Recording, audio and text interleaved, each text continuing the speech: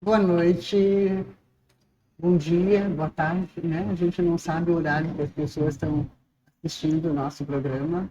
Eu sou a Vera Itajaí e esse programa chama Prosaica Poética.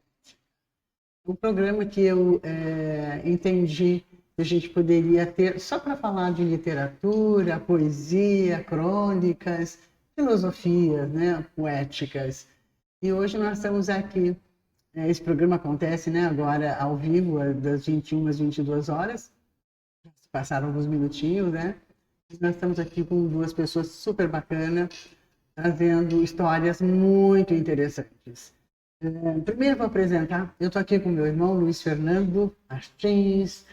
Tudo bem, Tudo Fernando? bem, tudo ótimo. Nosso poeta da família. E também com um escritor. Olha que coisa mais linda essa capa e o título. O Beato que morreu na porta do céu. Olha que interessante.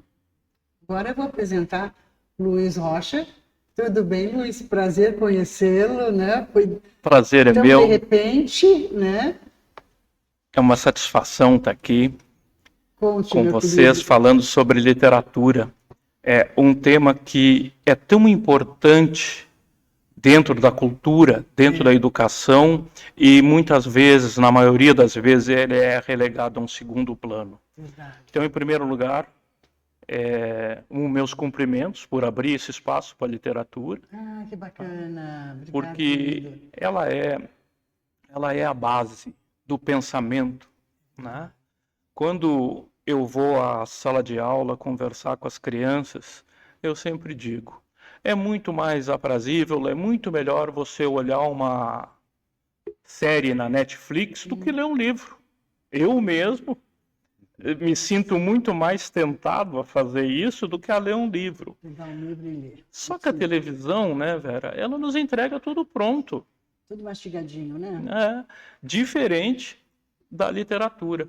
Quando você abre um livro, você não vê a parede de Carvalho, né? Na televisão você vê, tá lá, a parede estática, você sabe que é uma parede de Você madeira. não precisa nem usar o pensamento ali, Tá né? pronto. No livro, a parede de madeira escura rescindia o cheiro de Carvalho. Olha que coisa linda. Tudo isso Tudo é vai poesia, ativando né? o cérebro, né? O Sim, cérebro tem que começar a fazer as conexões, fazer as né? conexões, é A cor do verdade. carvalho. Opa, que cor mesmo tem o carvalho? Ah, é escuro. É. O cheiro do carvalho, que lembrava, né, a mata intocada. Então isso tudo vai exercitando o pensamento. Sim, E é disso que nós precisamos. Nós precisamos de mais pessoas pensantes e menos pessoas focadas em só no Netflix. e mais em ter e não em ser, né? É verdade, é verdade. Mas eu fiquei tão surpresa. Você, conversando um pouquinho agora em off, né? Você falou que você é publicitário, né? Teve toda uma carreira na área da publicidade, é isso? É, o, eu tenho uma agência de propaganda que hoje é as minhas filhas que comandam, já há 30 anos. Então eu sempre trabalhei na área de comunicação, porque foi o seguinte, muito cedo, criança, eu decidi que eu queria ser escritor. Lá por uns 8 anos de Uma idade. decisão antiga. Né? Então eu aprendi logo a escrever em máquina de datilografia, escrevi escondido do meu pai, que não podia tocar na máquina dele, imagina, né? E já fazia naquelas folhas de papel almaço, que chamava na época, recortava, colava e disse, tá aqui o meu livro, tá aqui o meu livro. Mas a vida tinha outros planos, né? Viver da literatura ainda é muito difícil hoje. Ainda hoje, né? Ainda hoje, né? Eu vejo as pessoas reclamando, eu sempre digo, Graciliano Ramos levou 10 anos para vender 1.000 exemplares. Você não é melhor que ele. Não, mas hoje tem mais gente, mas tem mais gente escrevendo também. Não mudou nada a equação. Mas, enfim, eu comecei a trabalhar muito cedo, como aqueles tempos exigiam, né? E comecei a trabalhar num jornal numa cidade do Rio Grande do Sul, chamada Rio Pardo, que fica no centro do Rio Grande do Sul. Você é natural de lá? Do Rio Grande do Sul? Sim, eu sou natural de Porto Alegre, Porto né? Alegre, tá. Mas já moro em Curitiba há 33 anos. Então eu sou um pouco paranaense também. Mas daí acabei sempre trabalhando na área de comunicação. Agência de propaganda, jornalismo, né? Trabalhei na Zero Hora, trabalhei em dezenas de jornais no Brasil inteiro. No Jornal do Comércio no Recife, fui de um lado para o outro. Sempre na área de comunicação. E agora, por conta da pandemia, tínhamos que nos reinventar, né? Como, né? E então eu digo, bom, chegou a hora. Se reinventar de todas as maneiras. Sim, não foi fácil para ninguém, né? E daí eu mergulhei de cabeça na literatura. E claro que eu tinha experiência muito grande já no mercado editorial, né?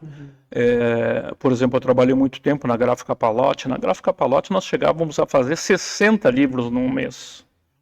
2 por dia. Né? Então eu tinha uma experiência muito grande no mercado editorial, já tinha sido editor, já não tinha incorporado o escritor ao nome, né? Mas a partir dali eu resolvi escrever. Então nós organizamos uma trilogia sobre a imigração italiana no Rio Grande do Sul, eu e mais uma pessoa, e uma obra de 1.200 páginas, 15 mil volumes. 40 toneladas de papel. Isso, Na pandemia. Não foi fácil. Não foi fácil, mas deu tudo certo. E durante essa pesquisa, porque eu era só o produtor dessa trilogia, mas com a pandemia virei também escritor, virei tudo. Né? Como se diz. Nos 30, como diz, né? Então eu percebi que existia uma lacuna na historiografia da imigração, não só da imigração italiana, né? De uma maneira geral. Né? A gente trata sempre de onde vieram alemães, italianos do norte da Itália, do sul, essa coisa toda. E do aspecto genealógico, quem são as famílias, né? Então, essa obra mesmo essa trilogia, ela se trata disso. Não. Este aí é o primeiro volume da coleção Lavoro. Ah, tá, é outro. Porque o que acontece nesse momento? Eu digo, não, mas existe uma coisa que ela é inerente a todo imigrante. Tu chegou no teu destino, trabalhar. Tu tem que trabalhar. Sim. Né? Para manter a família, para se sustentar.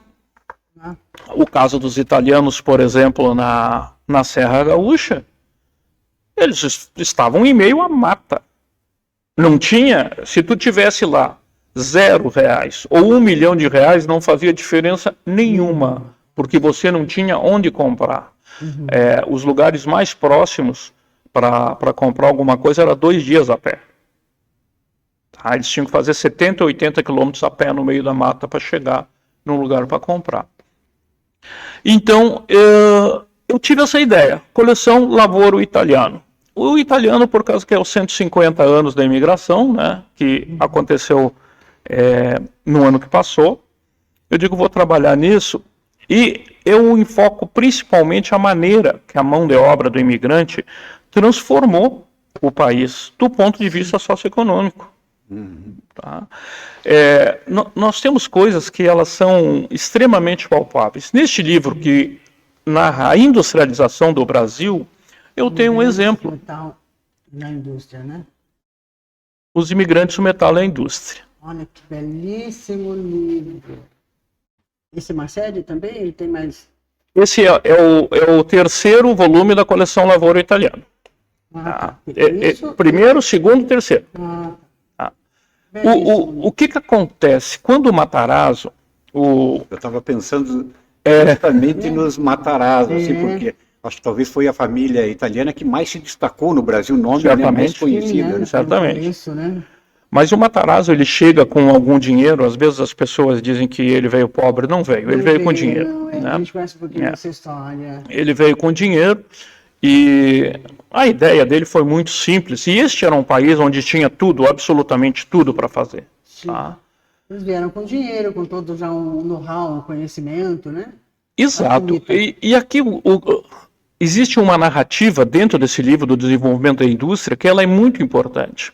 Porque enquanto a Inglaterra vive a Revolução Industrial, em 1760 começa, em 1785, Dona Maria I, a Louca, imperatriz de Portugal, rainha de Portugal, ela proíbe toda e qualquer atividade industrial no Brasil. Nem ferraria não podia ter aqui. O Brasil só podia plantar e colher e, logicamente, enviar a Portugal. A única ressalva que houve foi da indústria têxtil, que era destinada, somente a indústria têxtil destinada a fabricar roupas para os escravizados podia funcionar. Então, quando a família real chega aqui, Dom João VI, revoga isso em 1811, tá?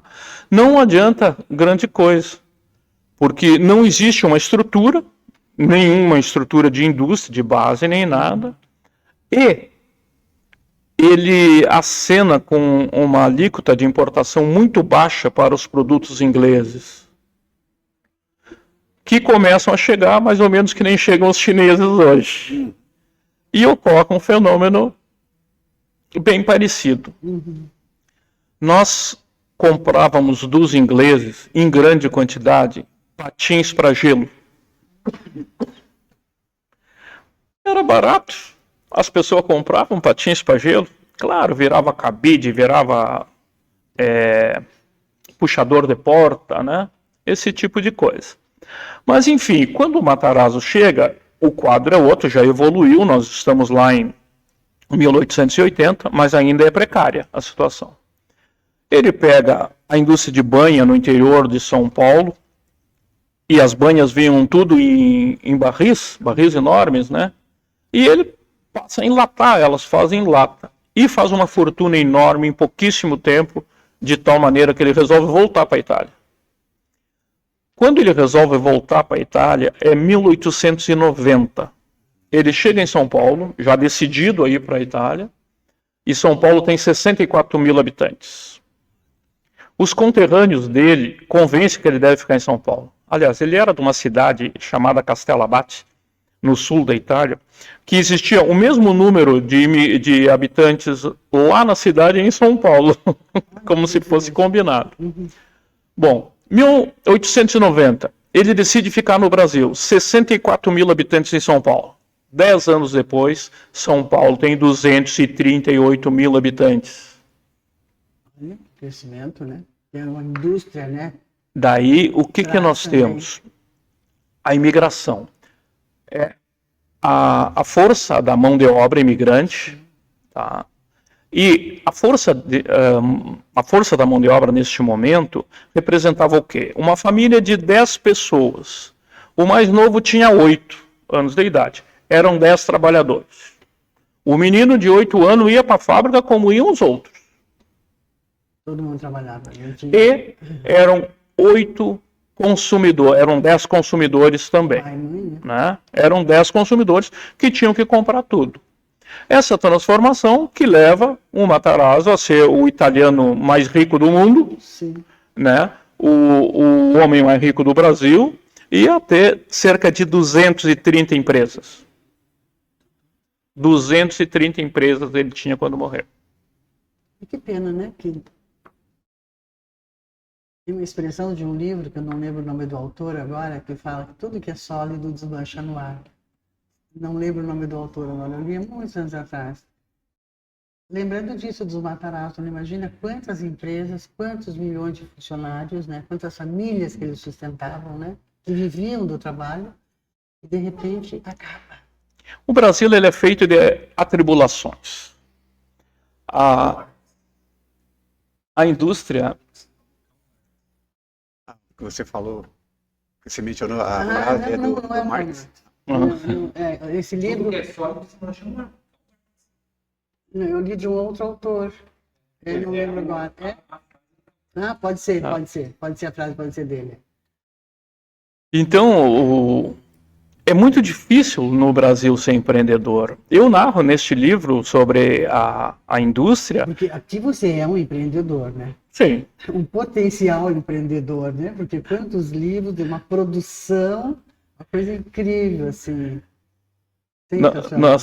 Nós temos situações assim estarrecedoras, né? Pronto, o Emílio Romen. A Romen hoje é uma das maiores fabricantes do mundo de tornos, tornos para metalurgia.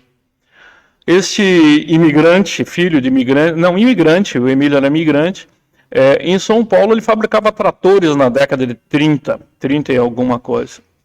E ele foi até o ministro da Agricultura para que fosse aberta uma linha de crédito para os agricultores poder comprar o trator dele. O que o ministro disse para ele? Para com esse negócio de fabricar trator. Os americanos fazem muito melhor que nós. Deixa eles fazer, larga disso, vai fazer outras coisas. Então, existem inúmeros casos assim. Em 1860, vamos voltar um pouquinho, os irmãos Becker, engenheiros navais, chegaram ao Rio Grande do Sul e montaram um estaleiro. E a licença para eles operar o estaleiro não chegava nunca. E eles foram saber por quê. O cara pegou os documentos, mas tá aqui, né? Vocês querem fazer navio de ferro. Quem é que não sabe que ferro afunda? Vocês vão matar as pessoas. Eles precisaram pegar uma panela de ferro, encher de parafuso, ir numa banheira, né, cheia de água, provar que os navios não iriam afundar. O ferro não afundaria. A licença para eles trabalhar era em função disso. Entende que o projeto era maluco porque navio de ferro afunda. Então, seja por esse tipo de coisa, né, que eu não quero chamar de imbecilidade, mas não me ocorre outra palavra. É falta de conhecimento mesmo. Então, há aquele preconceito com relação a qualquer inovação, né? Exato, né? Então é muito difícil, é muito difícil a história da indústria brasileira por causa disso. Nós tivemos aí 2 dúzias de moeda, todo tipo de situação que sucateou, enfim, encolheu a indústria brasileira o tempo todo, durante toda a história dela. E no fundo, até hoje, né? Sim, Com tudo que persiste. acontece, né? Persiste. Com os nossos governos aí, com os encargos, né? As empresas têm tanta dificuldade de se manter de pé, né? Mas trocando um pouquinho de conversa agora, conversando um pouquinho com o Fernando, você estava falando, Fernando, do teu livro das 12 sementes, né? Uhum. Traz agora que a gente está no ar gravando, né? Aquela hora você trouxe, a gente ainda estava em off conversando, sobre um pouquinho dessas 12 sementes. Você está com esse livro na Amazon. Na Amazon, na Hotmart, é um e-book. É um e-book aí de 70 e poucas páginas. Né? Isso. Traz um pouquinho, que você estava falando sobre isso, que veio essa ideia, né? Quando veio essa ideia? Na realidade, assim, eu até estava conversando antes com o Luiz ali, dizendo que eu tinha, assim, já desde logo depois que eu saí da adolescência, assim, entrei na juventude, tinha dificuldade com algumas palavras, né? Então, a palavra amor, a palavra amigo e a palavra Deus, né? Eram 3 palavras assim que me soavam assim falsas, porque a gente usava de uma forma tão banal que eu percebi assim que o meu sentimento, né, não correspondia à palavra. Então, esse distanciamento do sentimento e da palavra foi algo assim que veio me incomodando assim ao longo dos anos. Então, eu gostava, né, de escrever alguns poemas, alguns questionamentos, né, muitas reflexões. Né? Minhas reflexões sobre a vida. Eu havia comentado também com o Luiz, né, que eu muito cedo, ali com 17 anos, havia me tornado ateu. Depois eu vim a perceber que essa decisão minha, essa escolha, ela teve uma influência de um professor, né, pelo qual eu tinha uma grande admiração. Era um excelente professor de história, que ele conseguia fazer o que os livros fazem, né? Diferente de você assistir, né, um filme, um seriado, né? Então, o livro, ele descreve e deixa por conta do leitor, né, a imaginação, né? Que é sensacional, né? Então, se ele descreve ali um aroma, você já imagina aquilo. Ele descreve uma cena, né? Ele relata uma cor, então você já imagina. Então, e eu tinha essa coisa assim comigo de como a gente foi se tornando escravo das palavras, né? Então eu fazia aquelas minhas reflexões malucas, né?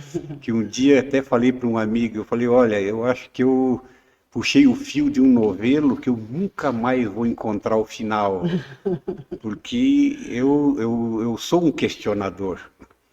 Uma ocasião até acabei encontrando coincidentemente um livro, né? E o título é O Questionador e o Karma.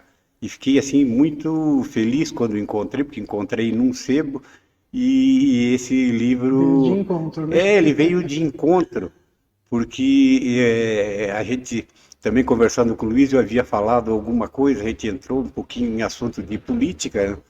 E eu, uma ocasião, eu acabei virando candidato, né, a uma convenção, porque a minha categoria, eu sou auditor federal aposentado, e na época eu era auditor da Previdência.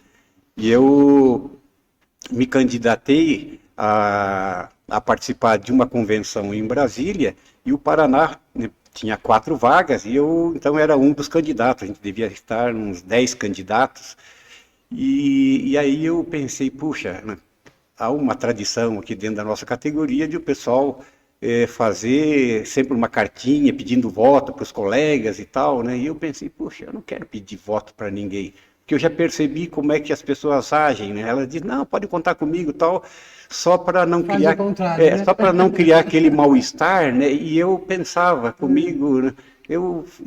Se eu agir desse modo, eu estou estimulando as pessoas a serem hipócritas, né? E eu não quero que as pessoas sejam hipócritas, então eu não vou pedir voto para ninguém, né?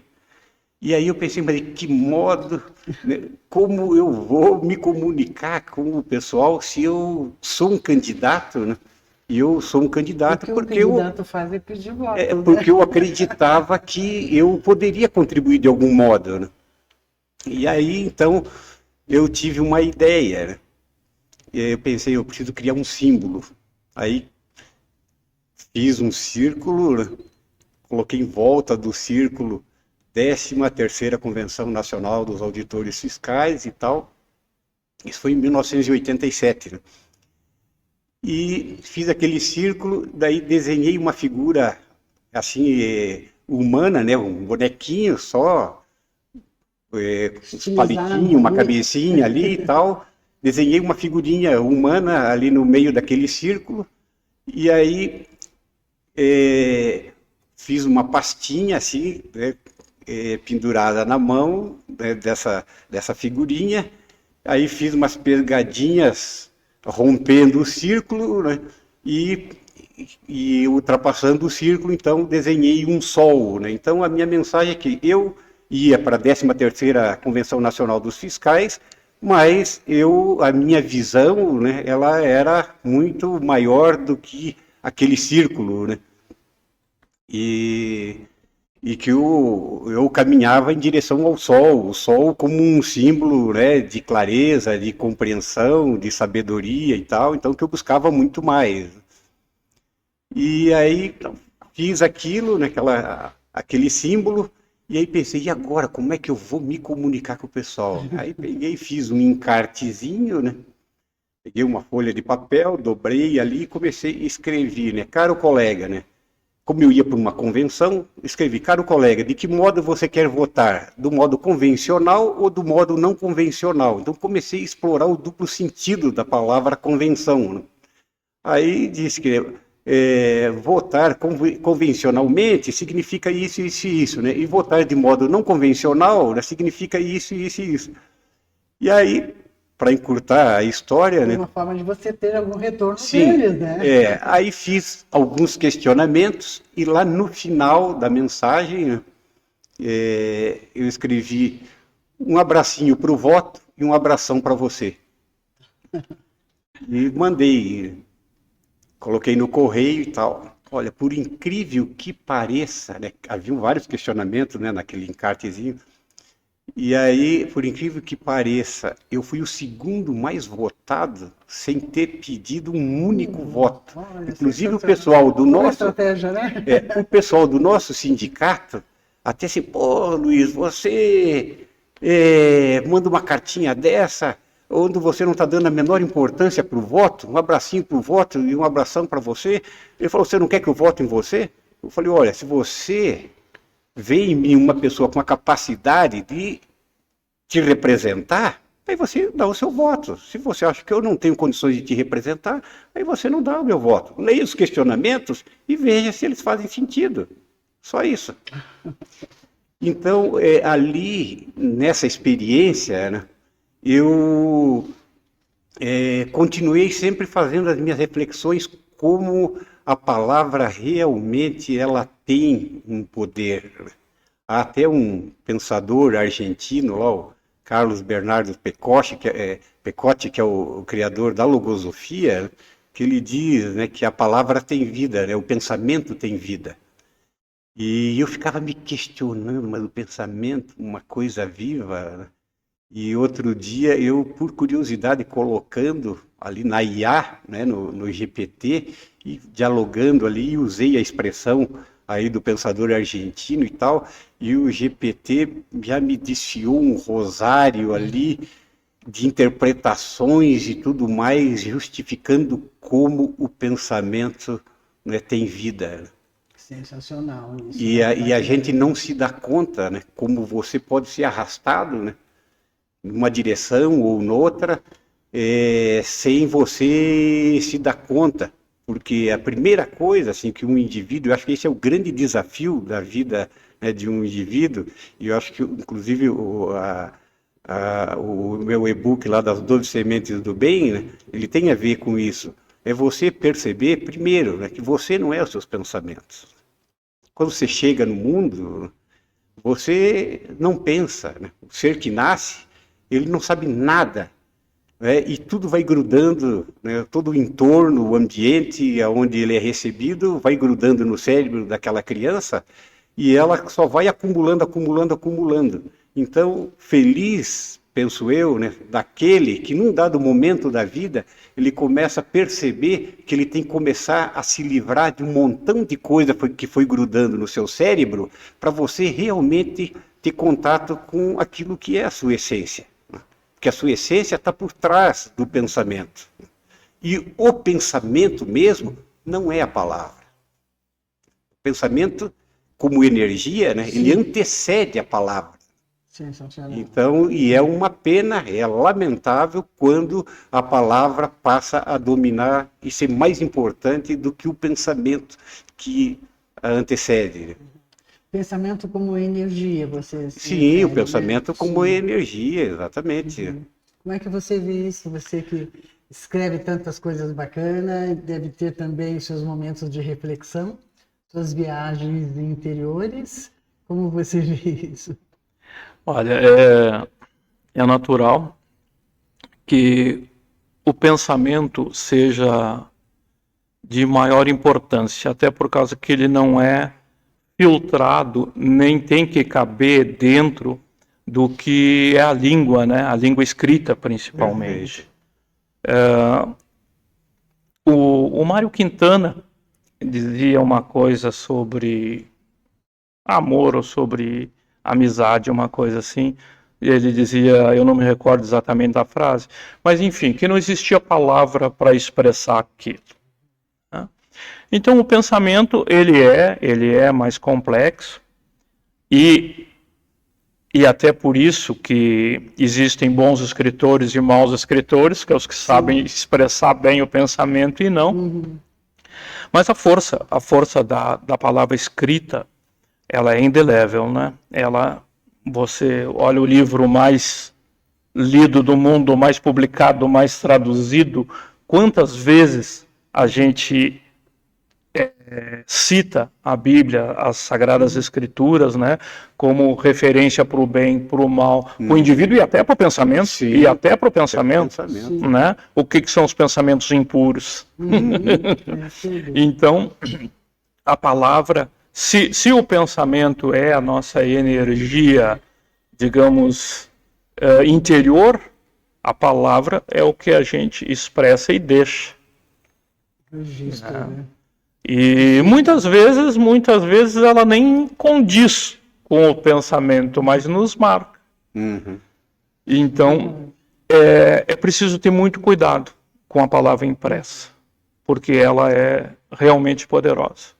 Aí você, com a sua carta...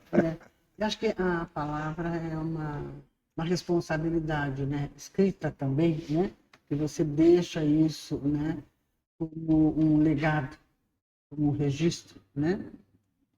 Para as gerações que vêm por aí e poderem estar lendo coisas boas, né? Porque tem tanta coisa ruim no mercado, né? Se você for analisar isso, em todos os aspectos, eu vejo que por isso que tem muitas pessoas que estão sofrendo de crises, né, de diversas naturezas, né? Para a gente, assim, eu tenho escutado muito, assim, no meio dos meus grupos, que as pessoas estão tendo síndromes, né, de burnout, não sei o quê, de tensões no trabalho, não estão realizados, estão correndo atrás disso, daquilo.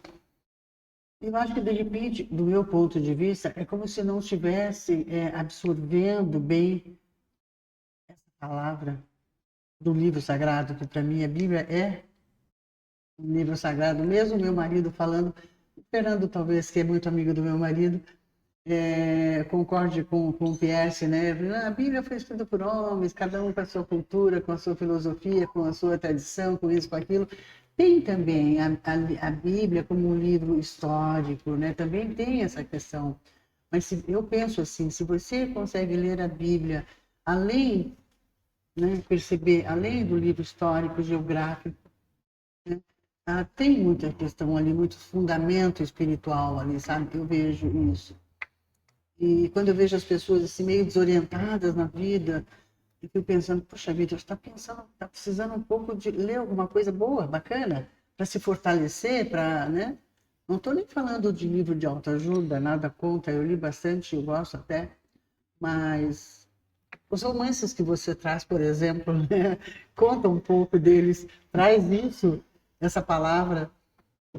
Ó, este aqui é o meu primeiro romance, O Beato que Morreu na Porta do Céu. Esta igreja... Levanta mais um pouquinho aqui. Gibson, como é que tá? Vamos ver. Gibson, ele não está ouvindo. Vamos ver. Assim, pronto. Isso. Então, pronto. Aí, então tá. Eu queria mostrar ali. Ok. Então, O Beato que morreu na porta do céu. Essa é a igreja da ordem ali? Não, esta igreja é uma igreja construída pelos índios guaranis quando eles foram expulsos das missões. Das missões.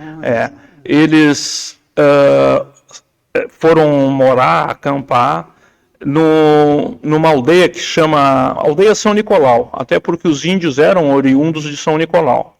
Isto é em Rio Pardo, é perto do local onde eu me criei, né? E essa igreja foi construída pelos índios.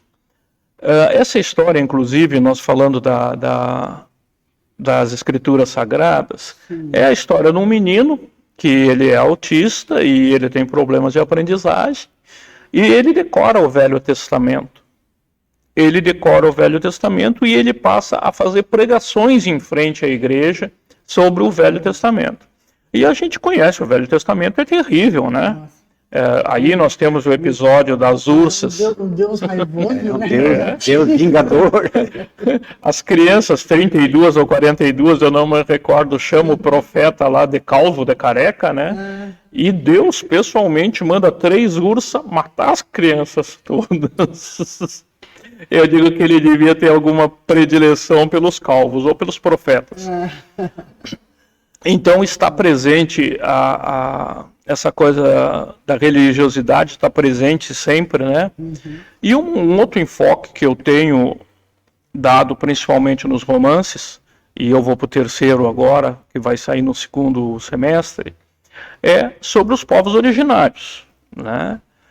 Nós temos, neste livro em especial não, ele se passa nessa região que tinha os guaranis lá, expulsos de São Nicolau, mas tinha também negros escravizados, alemães, né, portugueses, então nós tínhamos ali um caldeirão étnico, né, na aldeia São Nicolau. Neste segundo livro... Tem algum trechinho aqui que você poderia ler, que você gostaria? Eu gostaria de ler desse terceiro que eu não lancei ainda. Tá. Este segundo romance, que se chama O Revés do Tempo, é sobre as origens do Rio Grande do Sul, onde também temos os povos originários, né? Então aí nós temos os povos originários, a imigração açoriana. A imigração açoriana, ela é meio esquecida, mas lá, né? não, e eles chegaram em Porto Alegre e esperaram acampados na Praça da Alfândega durante 20 anos até que tivessem as terras demarcadas. Nossa. 20 anos. E ainda trabalhavam para a coroa, fazendo navios, né, para a Marinha de Guerra. Então, nós temos a imigração alemã, italiana, açoriana, e é um livro que ele mistura ficção científica com um thriller policial. Nós temos aí pessoas que desaparecem, nós temos viagens do tempo, nós temos o buraco de minhoca, sistemas antigravitacionais, tudo que a moçada gosta. Mas é um livro sobre história também. História também. Tá? Sensacional. Por fim, eu marquei aqui até um pedacinho que eu quero ler. A Maldade que Perdura, Os Quatro Charruas. Este livro, ele está no prelo, esse é só um boneco, está com algumas páginas em branco. Eu gosto sempre de trabalhar com o produto como se estivesse acabado para ver a forma que ele vai tomando. Ah, que bacana isso. Eu estou curiosa, você faz os seus livros aonde? Aqui em Curitiba ou lá no Sul? A impressão? É. A impressão eu faço na gráfica Cromo em Bento Gonçalves.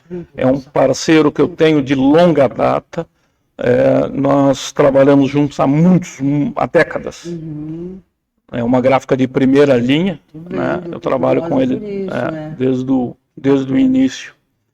Este livro aí é um livro... Eu comecei ele quando eu fazia pesquisa para uma música sobre os quatro charruas que foram levados para o circo em Paris, como curiosidade. Isso, na verdade, era mais comum no final do século XIX e até a Segunda Grande Guerra. Era bastante comum levarem povos originários para a Europa, para os Estados Unidos, como atração de circo, atração de zoológico, né? Os charruas ficaram, inclusive, nos zoológicos. Levaram eles e duas emas.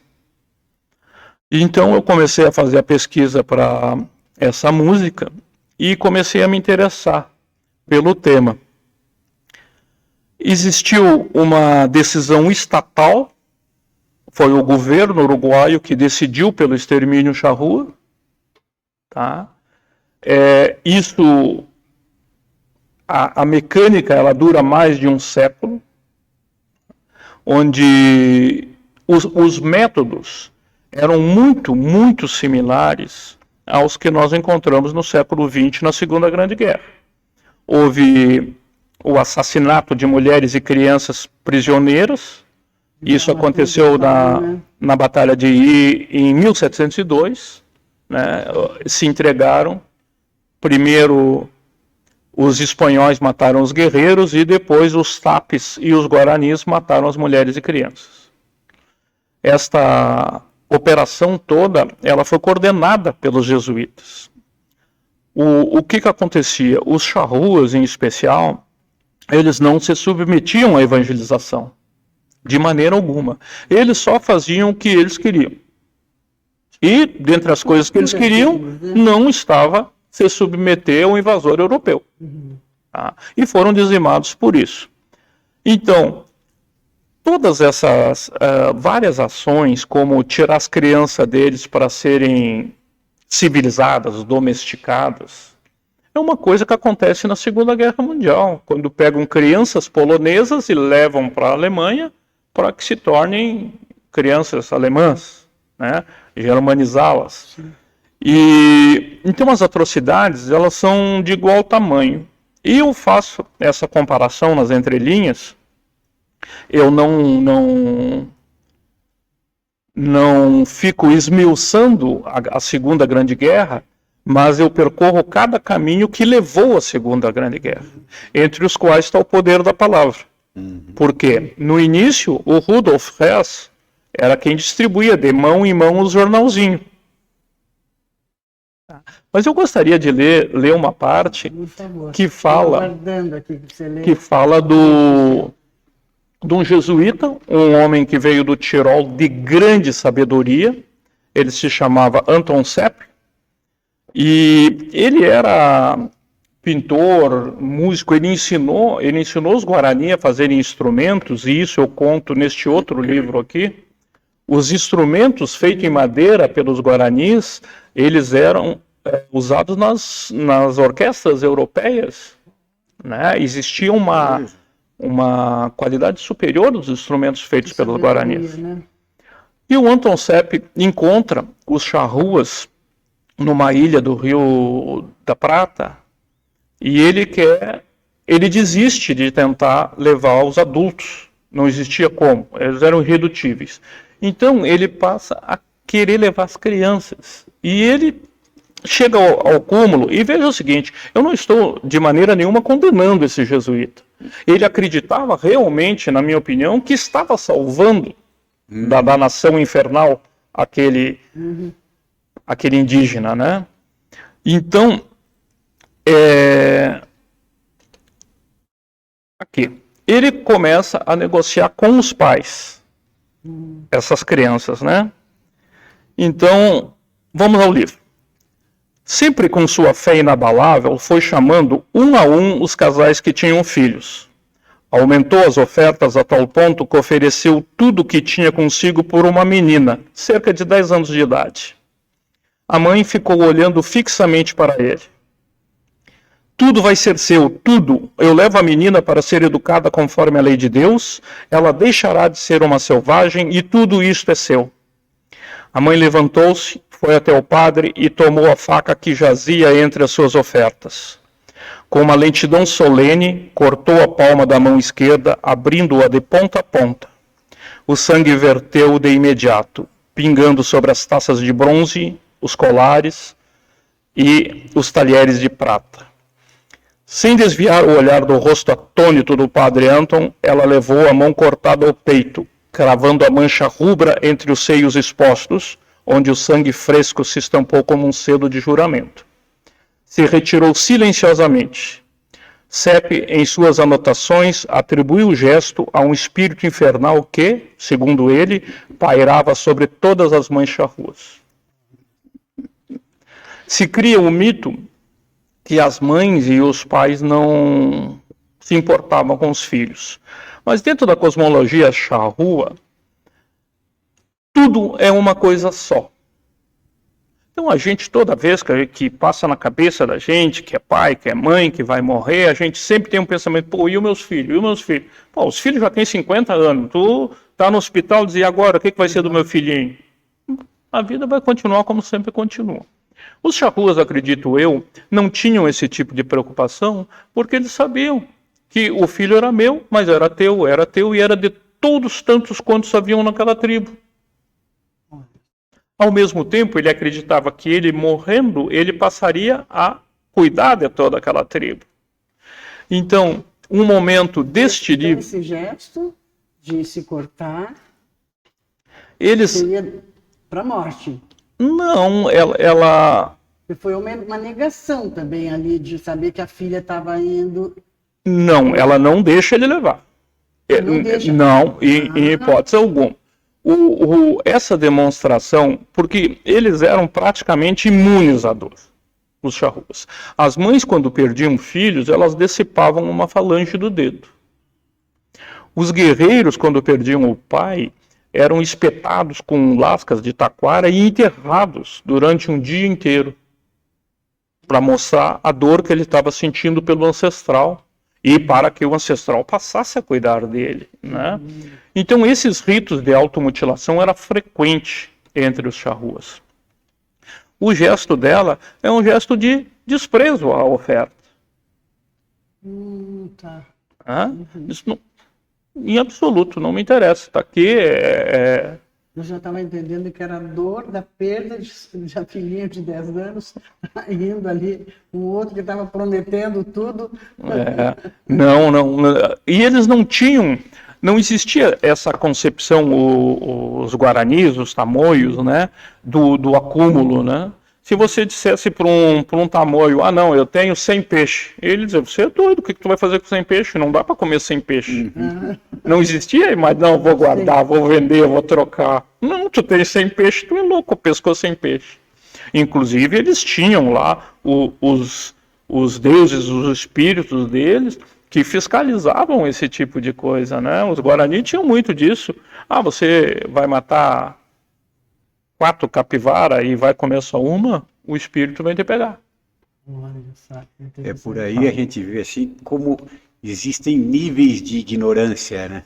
Então uma pessoa, né, pode ser muito culta, né, em determinadas áreas e tudo, mas o fato, né, de você ignorar o poder de uma cultura, né, um modo de vida, e aí você querer passar por cima de tudo aquilo, é uma forma de ignorância. Então você pode ser muito erudito, sim, e ter muitos conhecimentos, né, mas você ignora a cultura do outro, o poder da cultura do outro, né, que aquilo é milenar, é ancestral. Mas uma pergunta que eu costumo fazer quando as pessoas começam a defender os invasores europeus é inverter a história.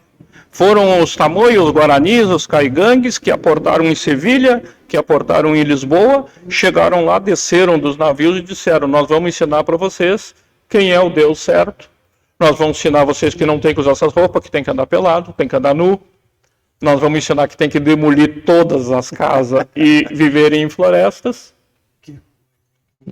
Essa questão da cultura. Foi imposta, né? Foi imposta. Não, mas se não fosse os europeus, nós estávamos comendo farinha. Ok, digamos que fosse assim, mas quem perguntou se queriam continuar comendo farinha ou queriam comer camarão? Luiz, você assim, não acha que a homogeneização da cultura empobrece o espírito humano? É uma atrocidade. É uma atrocidade, sabe? Quando nós imaginamos que o Brasil tinha 1.200 idiomas. Tudo isso. Incrível. Línguas com estruturas.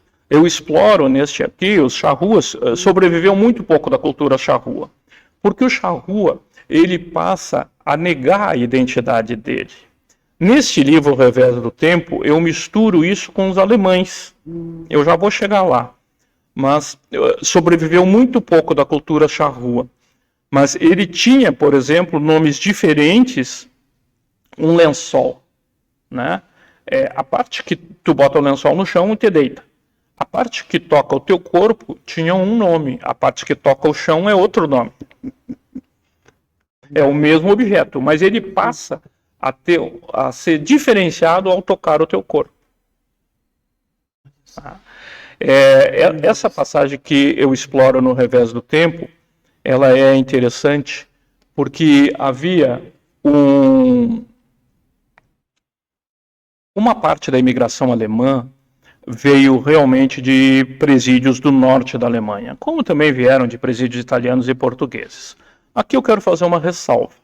Embora isso seja verdade, nós temos que pensar que para você estar num presídio naquela época não era muito difícil. Não era nada difícil. No livro Os Imigrantes, a Madeira e o Móvel, existe um capítulo assinado pela historiadora ítalo-brasileira Cátia Dalmolin, que fala sobre os bisnenti de Montello. Bisnente por quê? Os bisnente, eles eram 2 vezes sem nada. Os bisnete, eram chamados de bisnente porque eles eram 2 vezes sem nada. Eles eram agricultores sem terra e eram madeireiros sem madeira. Por quê? Porque toda a madeira daquela região era destinada à República Sereníssima de Veneza. Na época era um estado, né? Foi assim durante mais de um século. Então, se você passasse por uma árvore e tirasse um galho para acender o fogo ou fazer qualquer coisa, você era preso. Você ficava 5 anos na cadeia. Então tem um livro que a Cátia Dalmolin cita aí, que se chama Árvore dos Tamancos, eu recomendo para quem quiser saber mais da história, que é um pai que pega um pedaço de árvore para fazer um tamanco para os filhos, né? E ele é preso. Então, nessa Itália antes da unificação, a própria Alemanha antes da unificação, porque a Alemanha é 1860, eles começaram a vir em 24 para cá. Então você vai ver que não era muito difícil eu estar no presídio. Voltando. Qualquer comportamento ali. Era só você não se adaptar à nova ordem, seja ela política ou econômica, não precisava ser bandido. Né? Mas, logicamente, existiam também criminosos em meio, né? Mas esses alemães, eles são expulsos da colônia de São Leopoldo porque eles já vieram tudo, digamos assim, carimbados, né? Então, eles são expulsos e o governo leva eles para, o governo estadual, leva eles para São João das Missões, lá no norte. No mesmo local que 100 anos antes se esconderam os charruas. Todas as 2 etnias, elas usam do mesmo artifício, negar a ancestralidade. Eles assumem uma genealogia genérica. Os alemães, tu é da onde? Eu sou dali, perto de Munique, meio para o norte, mas para o sul. Não, eles eram do norte. Os charruas, mas que tribo, que nem se dizia na época, que tribo tu é? Não, eu sou meio guarani, sou meio tupi, um pouco coroado, né? Então, 2 etnias completamente diferentes usam do mesmo artifício para sobreviver. Eram tempos terríveis, gente. Então, a história, eu costumo dizer que ela não é agradável. Ela não é agradável. Quando a gente começa a ver a página... Dá até uma floreada na história, assim, porque é difícil, né? É dura, né? É bastante difícil. Você quer ver coisinhas, assim, bem rapidamente? Os italianos, na Serra Gaúcha, em meio ao mato. Sem nada, absolutamente nada. Meia dúzia de ferramentas, meia dúzia de coisas. Entende? Eles esticavam um lençol e dormiam ali com a família, em meio aos animais da floresta e tudo. Os alemães vieram para cá nos navios que transportavam os negros escravizados. As condições eram terríveis, eles vinham no porão junto com carga, e a Alemanha vivia nessa época uma epidemia de alcoolismo. Era distribuído cachaça para esses imigrantes, e você imagina num porão de navio, quando você bota algumas famílias de bem, algumas famílias devotas a Deus e criminosos. O que não acontece num cenário desse? Né? Eu reconstituo no Revés do Tempo esta travessia com base em documentos originais, diários de bordo dos oficiais que vinham a serviço do Império Brasileiro e dos imigrantes que vinham no porão. E a gente vê claramente, lá em cima se servia o peixe, lá embaixo, no porão, se servia a cabeça do peixe com água suja. Os negros escravizados, eu acho que nem é necessário falar o que este povo sofreu. Né? O Rio Grande do Sul, como todo o Brasil, foi inclemente com os escravizados. Né? Existem registros... volta e meia, eu sou gaúcho, eu sei, volta e meia tenta se romantizar isso. Não, no Rio Grande do Sul era diferente. Não era diferente, não. Era a mesmíssima coisa que em todo o Brasil. Neste livro, O Revés do Tempo, também tem um escravizado que relata as condições. Quer dizer, expedientes que a gente, quando vê em filme, pensa que é obra de ficção, que nem açoitar e jogar sal e limão, a primeira visão diz, não, é para doer. Não era para doer. Era para demorar mais a cicatrizar, que a cicatriz ficasse mais visível, para que todos soubessem que naquela fazenda ali, a coisa... Ou obedecia... E isso acontecia em todo o Brasil. Todo o Brasil. Que loucura isso. Você sabe que a gente teve um evento aqui, um mês atrás, um pouquinho mais, só de mulheres negras. E tinha uma princesa do Congo, uma senhora congolesa, né? Congolesa. Já trazendo um pouco dessa história, né? Que o Brasil conta uma história de escravidão, né? Eles iam lá e pegavam qualquer pessoa. Então tinham... Nossa, a história que ela contou muito bonita, eu não saberia trazer toda a situação aqui. Mas ela falando que como eles saíam das famílias, né? Eles pegavam lá, de repente, um filho, uma filha, e a família lá na África, né? A família nunca mais tinha notícia. Não. Porque eles traziam para o Brasil já como escravo, né? E às vezes eles não eram pessoas de uma classe baixa, menor, não sei como é que chama. Eram, lá na cultura deles, chamam de príncipes e princesas, não sei, alguma coisa assim. Eram pessoas de famílias assim, de posses lá. Às vezes um povo dominava o outro, né? Dominava o outro e vendia para os comerciantes europeus. Como Isso acontecia. Eu tive essa oportunidade de conversar com essa senhora e eu fiquei, sabe, que fica assim, chocada com a história que ela trazia. Que a gente tem essa cultura nossa aqui no Brasil, né, onde a gente ouve uma história. Que né, como escravos. Existiu uma diferença muito grande. As pessoas dizem, não, escravidão sempre existiu, e é verdade. Até a palavra escravo vem de eslavo, né? Da Roma antiga, quando houveram guerras lá e houve muito prisioneiros em Roma. Mas a escravidão, nessa época, ela acontecia por quê? Porque os povos entravam em guerra, os vencidos se tornavam escravos.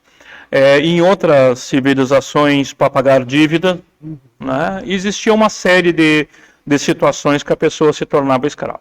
No entanto, isso nunca era transmitido para os descendentes dessa pessoa.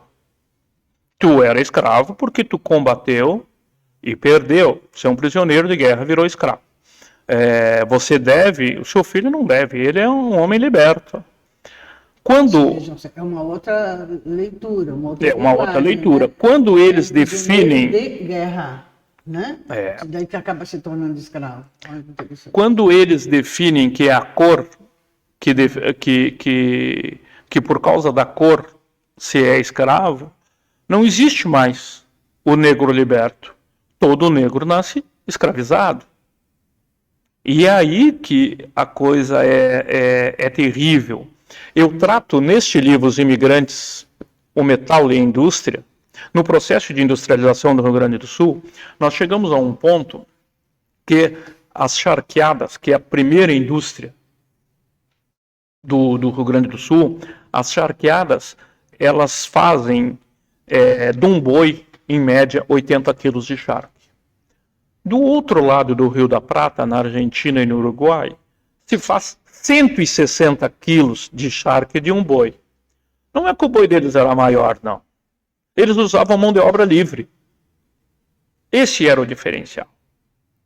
Enquanto nós usávamos negros escravizados nas charqueadas do Rio Grande do Sul, os argentinos e uruguaios usavam mão de obra livre. E isso era fator primordial para a produtividade. Né? Vendia, mas olha, interessante. Então, e isso serve para nós até hoje, né? Na indústria, na empresa, na gestão empresarial. É lógico que quem é pago, quem tem condições de trabalho, quem tem um ambiente propício de trabalho, vai produzir muito mais. Muito mais. Claro, sim. O que arrasta este país até hoje, um dos grandes motivos é a escravidão. Antes eu estava contando a história dos ferreiros. O que nós tínhamos? Nós tínhamos os ferreiros, fundamentais para a colônia andar, né? Porque precisa ferramenta, precisa tudo, né? E estes ferreiros, eles não podiam ensinar o ofício aos escravizados, fossem eles indígenas ou negros. Os escravizados não podiam aprender, porque, logicamente, a corte tinha medo que, aprendendo a fazer armas, eles se revoltassem. Tá? Então, nós vamos aí 300 anos, dá quase 400 até a abolição, né? Mas 300 anos sem absolutamente nenhum movimento em escala industrial no Brasil. Nada acontece. Então, Revolução Industrial na Inglaterra, 1760, no Brasil ela começa a acontecer no governo Getúlio Vargas, 1930. Então é um espaço muito curto. Às vezes eu me pergunto como chegamos até aqui. Sobrevivemos, como dizem, né? Sobrevivemos, chegando até aqui. E a gente vê, até outro dia eu vi um dado ali, que o Brasil parece que atualmente tem em torno de 18 mil quilômetros de malha ferroviária, né? E os Estados Unidos têm 200 e poucos mil quilômetros de malha ferroviária, né? Então a gente fica pensando, porque eu acho que logo depois o surgimento da ferrovia com o Mauá aqui, deve ter sido ali por 1850, por aí, assim, né? É por aí. Vê o seguinte, a história da ferrovia, ela começa mal já, porque quando se faz o primeiro chamado, digamos assim, é na época de José Bonifácio, provavelmente em 1820, por aí. E ninguém se candidata para construir as estradas de ferro, né?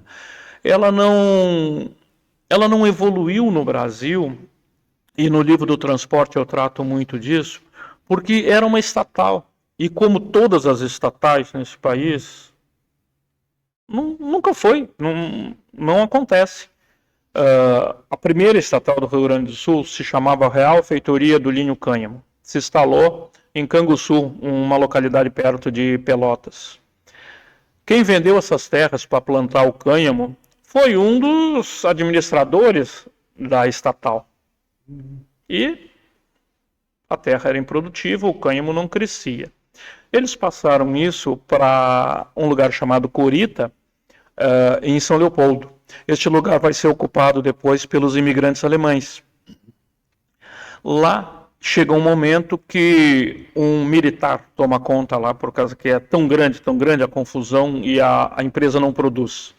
Então deveriam estar trabalhando lá 1.000 escravizados, propriedades do Império. Os escravizados, infelizmente, eram tratados como propriedade do Império. Existia uns 80. Cadê os outros? 8 está na casa do governador, na casa dos vereadores cada um tem 2. Tinha até em Santa Catarina, no litoral, não me recordo o nome, Laguna. Deveria estar trabalhando em São Leopoldo, estava em Laguna. Cedidos para outros locais. Que me perdoem os bons funcionários públicos, né? Mas acontece muito isso ainda hoje. Não, ainda existe ainda essa hoje, de ceder funcionários. Você não encontra o cidadão nunca no departamento dele, na empresa dele. Tá, estão sempre emprestados, né, para algum lugar. Que bacana conhecer toda essa história, ouvir tudo isso de você, Luiz. Conversar mais um pouquinho com o Fernando, daí a gente vai encerrar nosso programa. Você sabe que a gente conversou aqui, deu 1 hora. Fernando, fala mais um pouco desse teu livro, Semente do... As 12 Sementes do Bem. As 12 Sementes do Bem. Que você eu pensei, foi até que assim curioso, porque eu acordei uma madrugada, né, depois de um sonho que eu tive, me veio claro assim, puxa, eu tenho que realmente escrever um livro, e já me veio... Já logo assim, já veio o número 12, as 12 sementes do bem, E eu pensei, poxa, 12, né? Um número muito simbólico, né? Então, é, e eu pensei, assim, havia umas coincidências que somando uns números daquele dia, né, que estava amanhecendo, eu sei que dava 12, eu não lembro exatamente qual era, mas sei que dava 12. Daí eu pensei, puxa, isso é um sinal, né, de que eu estou no caminho certo. E eu pensei, eu vou escrever, né, pô, 12 sementes do bem, eu já comecei ali de madrugada a pensar já quais seriam, e eu pensei, eu vou escrever em 12 dias, né? E aí no dia seguinte até eu fui cuidar do meu neto na casa da minha filha, que ela estava com um compromisso, e aí comentei com a minha filha, com a Nadine. Eu falei, sabe de uma coisa, filha? Eu acordei de madrugada pensando em escrever um livro e tal, e já tenho um nome, e eu acho que eu vou escrever em 12 dias. E naquele dia mesmo, à noite, já sentei, já comecei a escrever, e por incrível que pareça, escrevi mais ou menos uns 70%. Né? Em E 12 dias. depois, não, num dia. Ah, não tinha. E Olha. aí, depois, parei. E fiquei ali, empaquei, não saía mais do lugar. A gente Você deu uma acredita? atrofiada na criatividade, né? Isso foi em 2000 foi em 2024. E aí, o ano passado, não, o ano retrasado, 2025, eu fiz 70 anos. O ano passado foi 25, esse 25, 26. Retrasado, 24. Então, em 2024 eu fiz 70 anos, né? Ah, sim. E aí, o ano passado eu fiz 71, tá? Então, aí eu pensei, não é possível, eu vou completar 70 anos e já faz 2 anos que eu já tinha escrito 70% de um livrinho que vai ser uma coisinha minúscula, né? Que envolve 12, que envolve 12 palavras. Eu já tinha feito 70%. E 70%, fiquei. 70 anos, é tudo E aí, tão quando simbólico. eu estava na véspera de completar 70 anos, eu pensei, não, eu vou terminar isso aí até eu completar os meus 70 anos. E fui e fiz, né, e consegui concluir, aprendi lá como é que usava o Kindle lá da Amazon, e fui vendo tudo certinho lá, e sem assessoria nenhuma, sem nada, assim, e consegui fazer e lançar lá. Nossa, foi uma realização, né? E depois a minha filha até, se preocupou, mas você não vai divulgar, não sei o quê. Eu falei, não, eu queria fazer, coloquei lá na Amazon, e se de repente, né, uma alma aí, um espírito interessado acha que isso é relevante, de repente pode abraçar a causa, a minha contribuição eu já dei, né? Sentiu que já deu, Então, né? e fiquei assim, muito feliz. Agora estou envolvido com outros projetos, você falou de pesquisa, né? Para fazer uma música.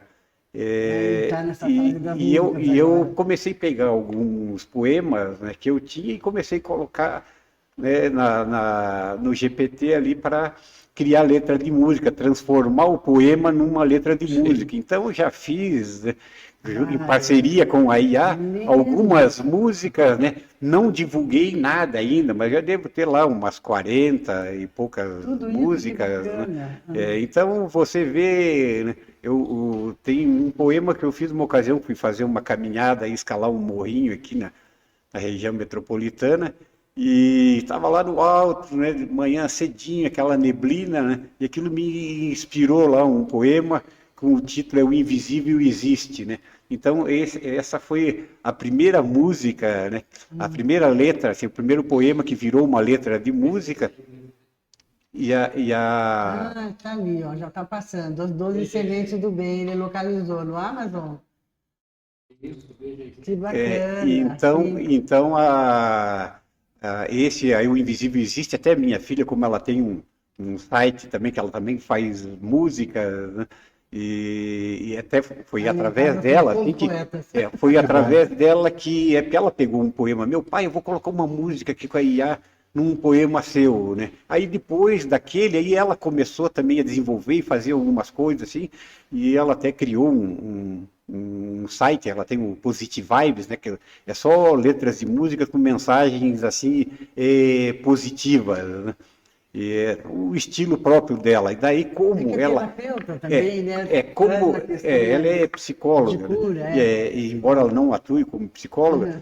mas aí ela falou, puxa, eu não gostei muito do ritmo musical que você colocou, né, nessa música aí do Invisível Existe, mas ela vou colocar o meu ritmo. Mas ele já colocou que rápido você e o nosso produtor aí, Então, você colocar lá Positive Vibes, músicas para co-criar. Que no lindo! Spotify ali, né, o Invisível Imagine, Existe, a diário. música tá lá até Que que teve bacana. boas visualizações, assim. Então a gente fica Que muito feliz, né, de passar por esse tipo de experiência, de compartilhar com as pessoas, né, Que um pouco bacana. da busca, né. Na busca, né? Você também gosta de escrever poesia? Me ge- conta. eu, Começou escrevendo poesia? eu, Na eu, adolescência, assim, não? não, eu escrevi poesia durante bastante tempo e eu também tenho bastante letras de música, essas Uhum. coisas, né? Você já É, colocou essas músicas sim, sim, Já? sim. Já? Eu Que tenho, bacana. eu tenho as músicas distribuídas aí nos streaming Sim. no mundo inteiro. Ah, que bacana E, isso. e, inclusive, tem muitas coisas que eu faço um resgate. Por exemplo, tem uma música alemã da época da imigração que eles cantavam nos navios, Mosaiden, que eu transformei isso num rock alemão, Que bacana. Olha né? que A gente faz sensacional. esse resgate. Agora, recentemente, eu peguei Bella Ciao, porque as coisas andam junto, né? Eu estava pesquisando para um novo livro que chama Qua Comando Me, a vida da mulher imigrante, a vida e o trabalho da mulher imigrante, e encontrei a música que originou o Bella Ciao que a gente conhece, que é das Mulheres de Mondini. Mas traduz esse idioma que você está falando aí. O Bella Ciao é a música do seriado da Casa de Papel. Bella Ciao, Bella Ciao, Bella Ciao, que é da Segunda Guerra Mundial dos partigianos. Essa música ela se originou com as trabalhadoras nos arrozais no Vale do Pó.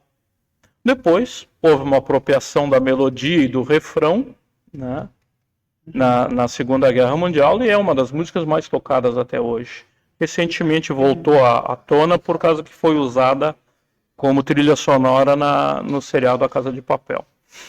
Então, muitas dessas coisas que eu transformo em música, elas surgem das pesquisas Que literárias. sensacional. Deixa eu perguntar isso bem no finalzinho. Então você tem essas letras musicadas Sim, nesses canais de streaming de música? sim. Spotify, Apple Music, Tidal, no YouTube, logicamente, né?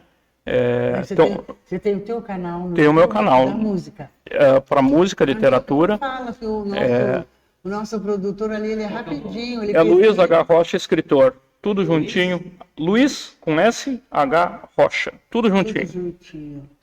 Eu devo ter cerca de 200 músicas aí em 4, 5 idiomas. Que maravilha! Que Porque bacana! é, Isso já está gerando business, né? não quero. Não quer? Não quero. Não quer? A música ela tem que se manter como um hobby. Eu não sou músico, né? Eu dependo muito da geração de instrumentos e essas coisas. Eu faço com inteligência artificial os instrumentos, Sim. mas a mixagem é eu que faço, né? Então eu gero os instrumentos separadamente, né? As que eu me atrevo a cantar, eu passo uns 25 aplicativos para melhorar essa voz que vocês estão ouvindo. Bacana isso, sensacional.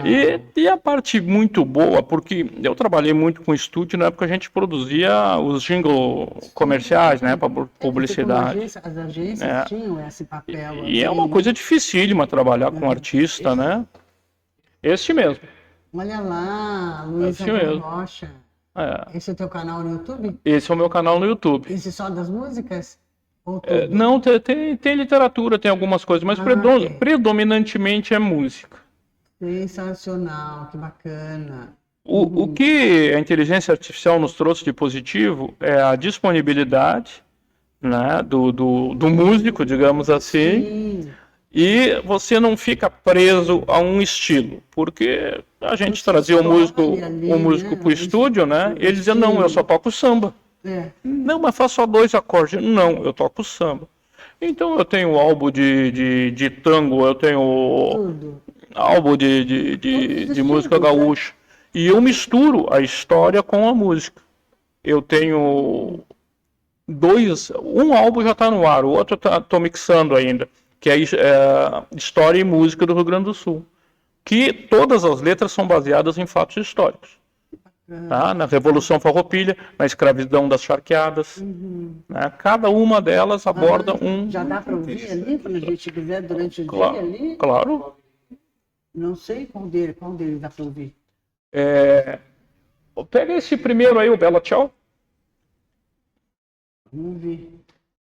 Que bacana. Esta é a música das mulheres que trabalhavam nos arrozais. Que lindo desenho. Vem mais pra cá, Fernanda, pra você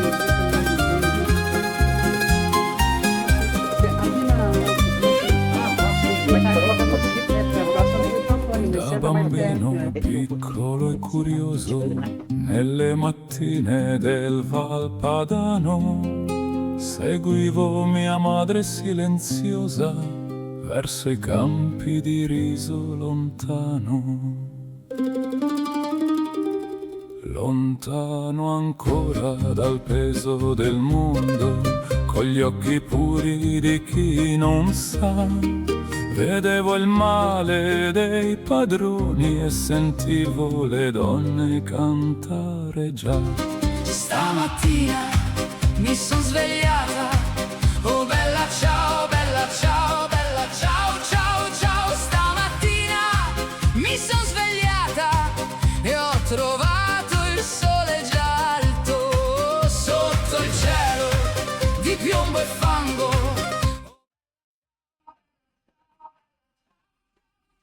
Olha que bacana, sensacional isso. Porque a filha do meu irmão, minha sobrinha, ela tem esse canal dela, gosta de escrever também, mas daí busca lá o ritmo, a música, uma voz feminina, masculina, né? E parece que ela já está monetizando isso, né?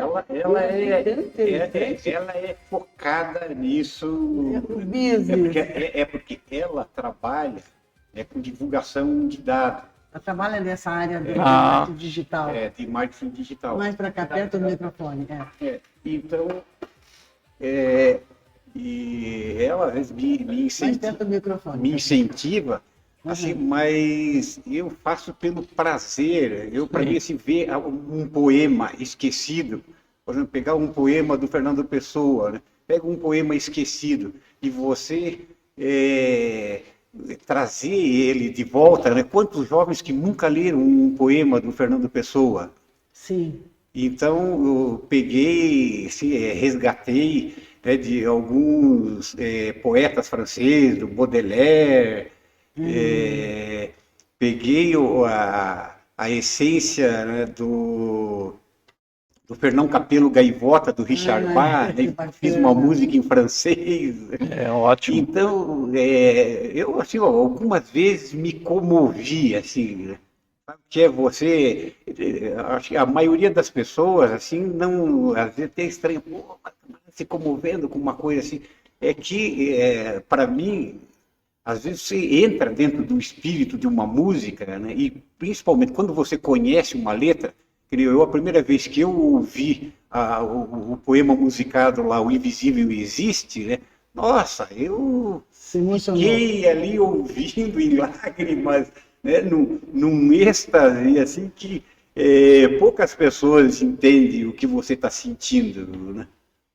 Porque o poema nasceu de uma experiência de você estar no alto de um morro, numa linda manhã, né, entre as nuvens ali, com o sol aparecendo um pouquinho, você vendo alguns lugares claros e outros todos cobertos, e você, né, diante daquela imensidão, assim, com a certeza absoluta, né, que o invisível existe. Que bacana isso. Você vê uma coisa, vamos voltar ao que nós estávamos falando. O poeta, ele tem que ter uma capacidade de síntese do pensamento muito grande para transmitir tudo isso que tu está sentindo em meia dúzia de palavras. Sensacional. Né? A poesia, ela é o ato de suprimir palavras. Você vai cortando, vai cortando, vai cortando.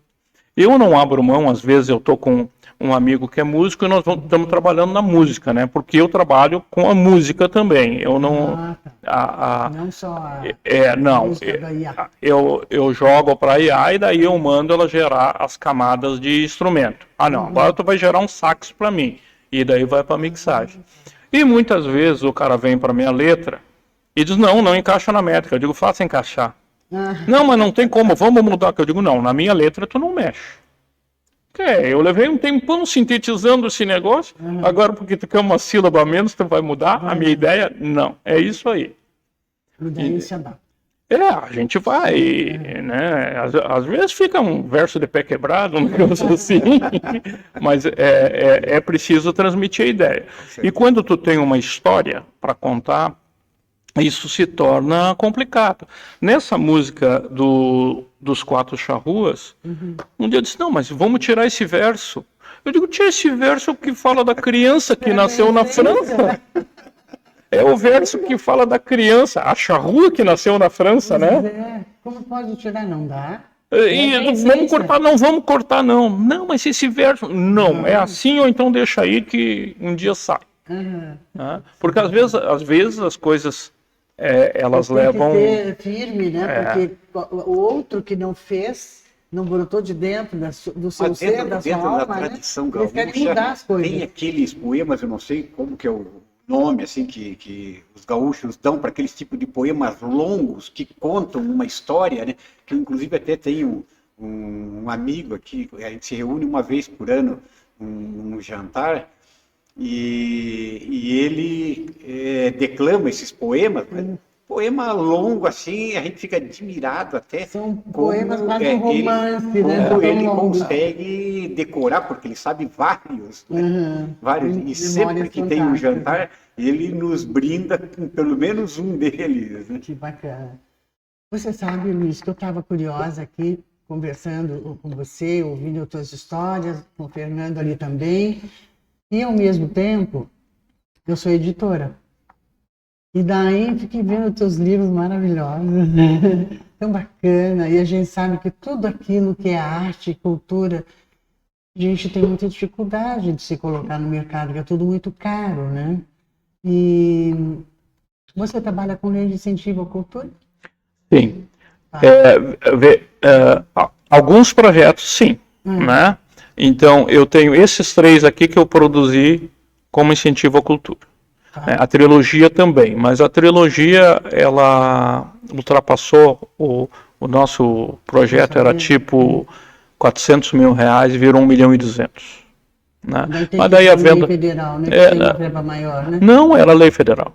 Era federal. Era a lei federal de incentivo à cultura. Lei municipal ou estadual, eu falo que é uma merrequinha, né? Então não dá para fazer muita coisa. Posso pedir licença para vocês? Por favor. A Ana me esperando lá na frente do hotel, onde ela foi assistir lá um evento. E eu tenho que me retirar. Então vai, querido. Fica à vontade. Beijos. Tchau, manda um beijo para Ana. Fernando. Prazer enorme em conhecê-lo. Vamos falar mais vezes, querido. Com certeza. Vamos, quando vocês vão se encontrar aqui nos coquetéis de queijos e vinhos que a gente vai fazer. Tá bom? Com certeza. O nosso querido amigo ali abre tá aberto lá? Tá aberto. Então me conta um pouco, porque fico curiosa. Já encerramos aqui o nosso programa, acho que ele está gravando ainda, porque é ao vivo, ele vai deixando. Quer encerrar? Então tá bom. Então, encerrando o nosso programa aqui, Prosaica Poética, né? Hoje com o Luiz Rocha, um grande escritor, que eu estou tendo a oportunidade, o prazer e o privilégio de conhecê-lo. E meu irmão Luiz Fernando, que esteve aqui agora, o nosso poeta da família. que precisou sair agora, estavam com outro compromisso, e a gente então encerra o nosso programa aqui e vamos continuar aqui no nosso off, conversando um pouquinho sobre editoração. Boa noite a todos, ou bom dia, ou boa tarde, né, para quem estiver nos assistindo.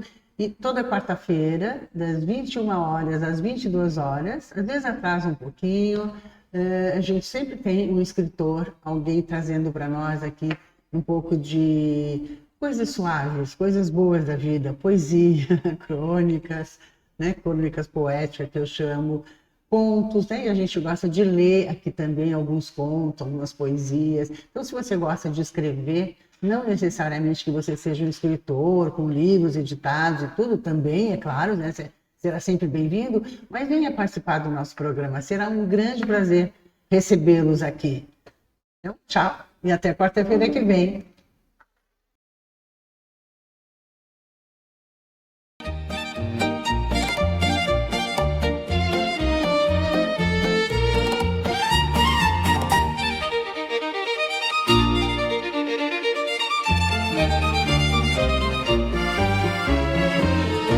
Olhar bondoso,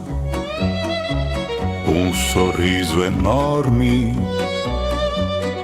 coração generoso que a todos acolhe. Filho no colo, em volta do fogão. Era tanto que fazer, o outro filho pela mão.